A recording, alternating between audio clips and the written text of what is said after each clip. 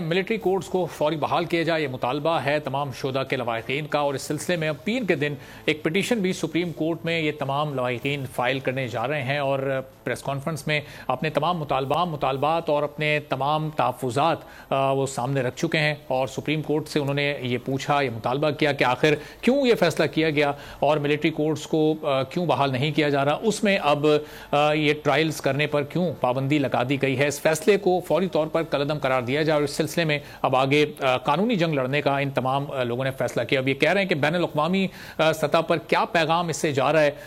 पाकिस्तान में भारत जिस तरह की कार्रवाइयों में मुलव्विस है और दीगर जो कि जराइम पेशा अनासर और दहशतगर्द ग्रुप्स हैं वो जिस तरह पाकिस्तान में इस वक्त फाल हैं और अमन व अमान को सबूताज कर रहे हैं, तो इस सिलसिले में इस वक्त हालात का तकाजा है, वक्त की ज़रूरत है कि मिलिट्री कोर्ट्स मौजूद हो ताकि तमाम शुहदा के लवाहिकीन को फौरी और तेज़ी के साथ इंसाफ मिल सके। अब इस पूरी सूरत हाल पर हम गुफ्तगू करते हैं। जहांगीर जदून साहब माहिर मौजूद हैं, ब्रिगेडियर रिटायर्ड वकार साहब भी हमें ज्वाइन कर चुके हैं। तो जहांगीर जदून साहब, ये जो पिटीशन दायर होने जा रही है पीर के रोज़, अब क्या आपको लगता है, ज़ाहिर है ये फैसला तो सामने आ चुका है, क्या इस पर नज़रसानी हो सकती है? अगर वो हो सकती है तो जो सिविल कोर्ट्स और फौजी अदालतों का जो एक बुनियादी फ़र्क है, ज़रा इस पर भी थोड़ी सी आप कानूनी तौर पर रोशनी डालिएगा। बिस्मिल्लाहिर्रहमानिर्रहीम, बहुत शुक्रिया। देखें, अब एक पहले भी जब ये दहशतगर्दी बढ़ी थी तो 2014 में जब APS का वाक़या हुआ तो उसमें फिर तमाम जो पॉलिटिकल पार्टीज थी और जितने भी स्टेक होल्डर थे वो मिल के बैठे, उन्होंने कहा जी इसका कुछ सोल्यूशन निकालें।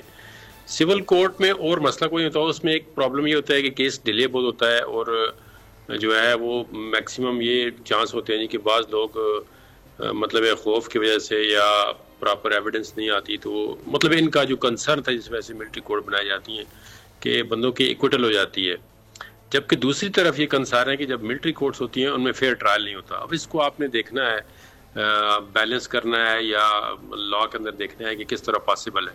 तो उस वक्त तो कॉन्स्टिट्यूशनल अमेंडमेंट की गई थी 21, तो फिर 2 साल के लिए सनसेट क्लास लगाई गई जी कि आप मिलिट्री कोर्ट्स करें, इसमें उनके जल्दी ट्रायल करें, क्योंकि बहुत सारे लोग जो थे वो पकड़े हुए थे, इंटरनमेंट सेंटर में थे, उनके कोई लीगैलिटी का पता नहीं चल रहा था कि आप 2-3 साल एक बंदा इंटरनमेंट सेंटर में है तो उसको किधर लेके जाएं, कहाँ पे उसका ट्रायल हो।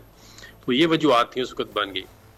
अभी जो ये मिलिट्री कोर्ट्स, अभी जो सुप्रीम कोर्ट में ये केस आया है, बेसिकली ये तो 9 मई के वाक़े के बाद आया है कि 9 मई के अंदर जिन लोगों का ट्रायल हो रहा है वो 9th में जो मिलिट्री कोर्ट में नहीं होना चाहिए, सिविल कोर्ट में होना चाहिए। अब इसको आप थोड़ा सा दहशतगर्दी के ज़ुमरे में मेरे ख्याल में नहीं मिक्स करना चाहिए, या जो बंदे कहते हैं होना चाहिए उनकी अपनी राय, जो कहते हैं नहीं होना चाहिए अपनी राय। असल बात ये होती है कि फेयर ट्रायल जो है होना चाहिए। और इसको अभी एक देखा, सुप्रीम कोर्ट की जजमेंट आ चुकी है कि जी ये जो लोग हैं इनका ट्रायल जो स्पेसिफिक उन्होंने इनका कहा है कि ये ट्रायल जो है वो नहीं होना चाहिए। इसमें एक ज्यादा आगे तो अच्छा जहांगीर साहब, ये जरा इसकी जरा थोड़ी सी वजाहत कर दीजिएगा कि ये जो फिर फैसला था सुप्रीम कोर्ट का, वो सिर्फ जो 9 मई में मुलविस अफराद हैं वो उनकी हद तक था, जो बाकी दहशतगर्द तंजीमों के जो लोग हैं या कुलभूषण यादव का जो केस है या इस तरह के जो दूसरे केसेस हैं, वो फैसला क्या उन पर लागू नहीं होता? नहीं, इन लोगों ने बेसिकली देखे ना, जस्टिस जो चीफ जस्टिस है सुप्रीम कोर्ट के एक्स, उन्होंने ये चैलेंज किया था जी कि इन लोगों का बेसिकली फोकस इन पे था 9th मई के। अब इसमें कोई दहशतगर्द किसी की तो पिटीशन नहीं है कि जी मुझे मिलिट्री कोर्ट में ट्रायल किया जाए। उसमें ये हुआ ये है कि जो सुप्रीम कोर्ट है उन्होंने ये 21D सेक्शन जो है ना उसको कलअदम करा दिया। तो उससे फिर मसला ये पैदा होता है कि अगर एक जो सिविलियन है वो किसी मिलिट्री के साथ मिलकर कोई ऐसी साजिश करता है जो है उस में मिलिट्री एक्ट के नीचे आ सकता है, सिविलियन के सब्जेक्ट मिलिट्री एक्ट है, उसका ट्रायल तो अगर 21D मौजूद रहती है तो फिर हो सकता है मिलिट्री कोर्ट में होता रहा है। आपको पता है PTI के दौर में तकरीबन 25 लोगों का ट्रायल जो है वो मिलिट्री सिविलियन का मिलिट्री कोर्ट में हुआ है। तो उस सिलसिले में थोड़ी सी फिर कॉम्प्लिकेशन पैदा हो जाएगी कि अगर 21D नहीं होगा तो फिर तो जो बंदा किसी मिलिट्री इंस्टॉलेशन पे दहशतगर्दी में भी इन्वॉल्व होगा तो उसका फिर क्या करेंगे, वो सिविलियन है तो उसका फिर किस तरह ट्रायल करेंगे। 9 मई वाले लोग तो फिर एक तरफ रह जाएंगे ना। इनमें अब मेरे ख्याल में जो भी इन्होंने किया है उसको अक्रॉस द बोर्ड कंडेम किया हर बंदे ने, किसी पार्टी ने। जहांगीर साहब, इसका मतलब ये 21D सेक्शन खत्म होने का मतलब ये है कि अब सिविलियन ने किसी भी तरह का कोई क्राइम कंडक्ट किया हो लेकिन वो फिर मिलिट्री कोर्ट में उसका ट्रायल नहीं होगा, चाहे वो किसी भी नौयत का जुर्म हो।